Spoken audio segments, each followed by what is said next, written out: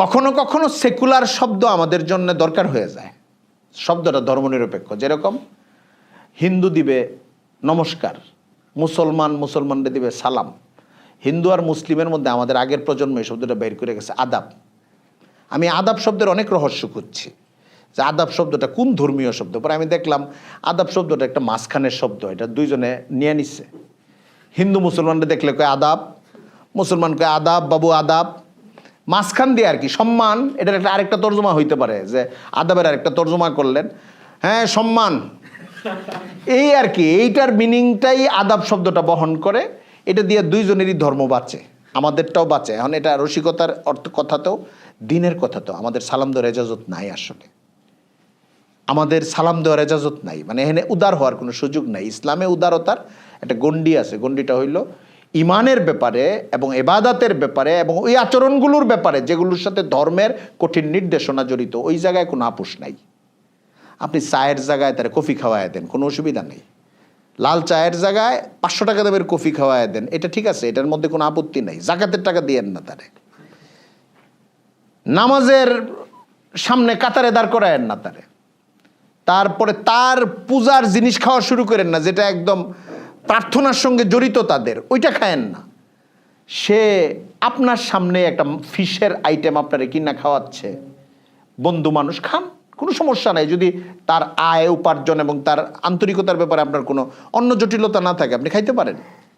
কিন্তু আপনার দিন, ইমান, আমল, আখলাক, হালাল হারামের মূলনীতিটাকে রক্ষা করে টাকা দেন, আচরণ ভালো করেন, হাইসা কথা বলেন, মুসাফা দেন, আসেন বসেন, কোনো সমস্যা নেই। ইসলামের উদারতাগুলি হইল আচরণগত উদারতা।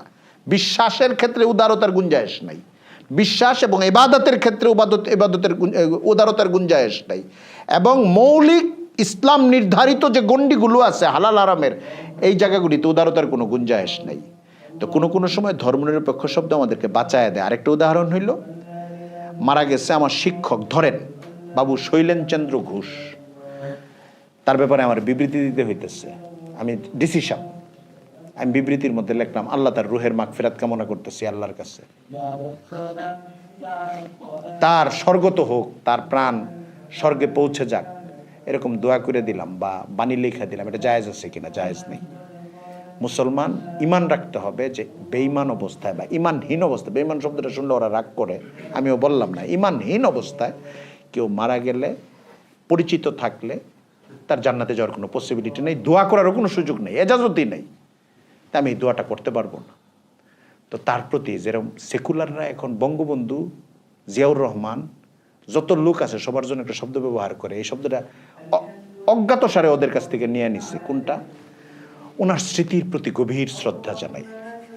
যেখানে দোয়া করার দরকার তাদের, মুসলিম নেতা, মুসলিম মানুষ, তার প্রতি গভীর শ্রদ্ধা জানায়। আপনি গভীর শ্রদ্ধা জানায় ওনার কি গাইলেন? আপনি জান্নাতের দোয়া করবেন, মাফের দোয়া করবেন, গভীর শ্রদ্ধা জানায়। এইটা তো সেট করার দরকার বাবু শৈলেনচন্দ্র ঘোষের জন্য। আমাদের জন্য কোন হিন্দু প্রতিবেশী, দেশের কোনো বিশিষ্ট হিন্দু নাগরিক, অমুসলিম যার প্রভাব আছে, অথবা শিক্ষক, এমন কেউ মারা যায়, ওখানে আমরা চেতনা, দিন, হালাত ঠিক রাখার জন্য বলবো ওনার স্মৃতির প্রতি আমি গভীর শ্রদ্ধা জানাই। আর মুসলিম যদি হয়, ইমান থাকে, তার জন্য আমাদের দোয়া, যেটা আমরা জানি, তার রুহের মাগফিরাতের জন্য দোয়া হবে, তার মাগফিরাতের জন্য, তার জান্নাতের জন্য দোয়া হবে, তার ক্ষমার জন্য দোয়া হবে। কিন্তু মাঝের মানুষ যার দিন ঠিক নাই, আমল না, দিন ঠিক নাই, ইমান ঠিক নাই, নাস্তিক অথবা অন্য ধর্মের এমন কেউ মারা গেলে ওই সময় আমাদের এই শব্দটা ব্যবহার করতে হবে। আমাদের গ্রহণ করার ক্ষেত্রে, শব্দ নেওয়ার ক্ষেত্রে খুব বুঝে শুনে শব্দ নিতে হবে, চেতনাটা ঠিক রাখতে হবে। কোন শব্দটা আমি কেন ব্যবহার করছি? ওই যে গভীর শ্রদ্ধা জানাই, স্মৃতির প্রতি গভীর শ্রদ্ধা জানাই। বাংলাদেশের কত মানুষ যে শব্দটা ব্যবহার করে, আরেকটা কি জানিস, বিনম্র শ্রদ্ধা, আরেকটা শব্দ আছে, আগে পরে কিছু নাই, শুধু বিনম্র শ্রদ্ধা। দেখবেন একটা পোস্ট একজনে দিচ্ছে, পরে 100 জন বলতেছে বিনম্র শ্রদ্ধা। এটা একটা আলাদা স্লোগান হয়ে গেছে, বিনম্র শ্রদ্ধা।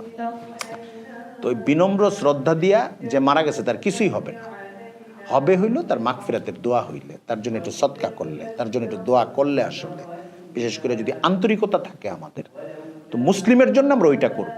অমুসলিমের জন্য বিনম্র শ্রদ্ধা খুব খারাপ জিনিস না, বাস পার হয়ে গেল মাঝখান দিয়ে। এটা হইলো আমার বাড়িও না তোমার বাড়িও না, রাজপথের মাঝখানে ছেড়ে দিলাম আমি। এটা তো অনেক সময় মাঝের শব্দটাও দরকারি হয়ে যায় ইমান আকিদা আমল বাঁচানোর জন্যে। আর সাধারণভাবে আমরা এই জায়গাটায় সচেতন থাকবো কোথায় কোন শব্দগুলো ব্যবহার করছি। এটা এই শিক্ষাগুলোর দ্বারা, মজলিসগুলোর দ্বারা এই উপকারটাও হয়। আল্লাহ তাআলা আমাদেরকে হেফাজত করুন।